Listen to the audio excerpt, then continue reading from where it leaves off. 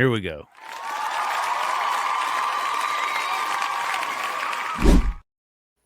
For reals this time.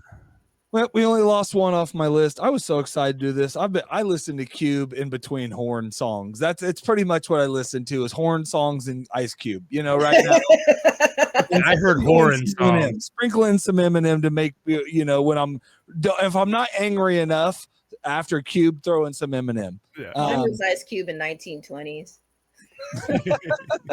That makes sense. It works. All right, ringing that thing. So a new number 5 to my list because Hello got replaced. Great song. And that was my makeup song that was actually to disprove that literally No Vaseline was the original diss track. And the only person he was missing off of that was E. And well, E was gone at this point. So Hello was to me the first ever true makeup soundtrack that I can recall of, like just ultimate disses that came together. So my number 5 though is from Westside Connection, King of the Hill. Yeah. And that song, if you want to talk about ego or all those things, and I think almost all of my songs fit into the ego we were talking about, but he literally is declaring why he's the king of the hill. Don't piss him off, man. He'll come at you savage.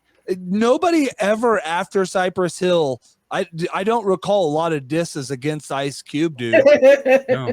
I'm telling you, he didn't make diss tracks, he made murder tracks. Yeah. No Vaseline. I mean, that coming out the gate, No Vaseline, hands down. That one smoked all of them, and then King of the Hill was next, and I love Cypress Hill. Like we grew up, I'm a partaker of that time of the reason you listened to Cypress Hill, and King of the Hill just torched them. I remember digging in I can't remember why the beef started. I mean, I think it was, some interview words got, probably chopped and screwed, and somebody said something. Yeah. Everybody, they didn't have the internet, but everybody was trying to create beef. Beef has existed since the 1500s, definitely since the 1920s. Yeah. But beef done existed before Cube, So my number 4, also Westside Connection, the gangster, the killer, and the dope dealer. Yep.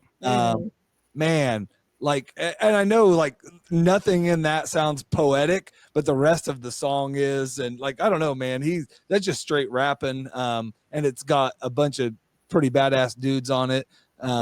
So number 3, Everything's Corrupt. I didn't get into till way later on, and we try not to get political on this show. But this song just kills it. And just whatever, I don't care. Arrest the president.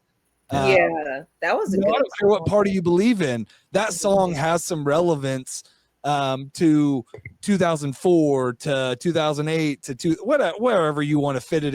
However you look at things. 1776, right? I think. There you go. Just all the way back. It did point out one guy at the time, but it just talks about why are they above what we are, who we are, just we voted for this guy to be the people of us and all that. So one thing that I really love about everything is corrupt is how powerful it is. And when I started listening to just the different tracks on it, it almost felt like I get in trouble for listening to it because it's so free. Like it's free speech. It's all the free speech.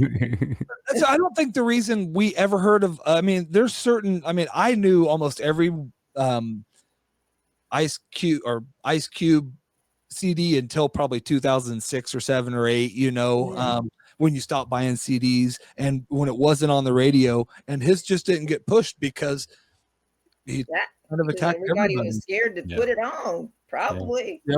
Yep. My number 2, and it's been on the list before when we talked about partaking in some other substances, but this song just makes me want to dance. It makes me want to, it talks about everybody, but smoke some weed. Ice Cube from Laugh Now, Cry Later.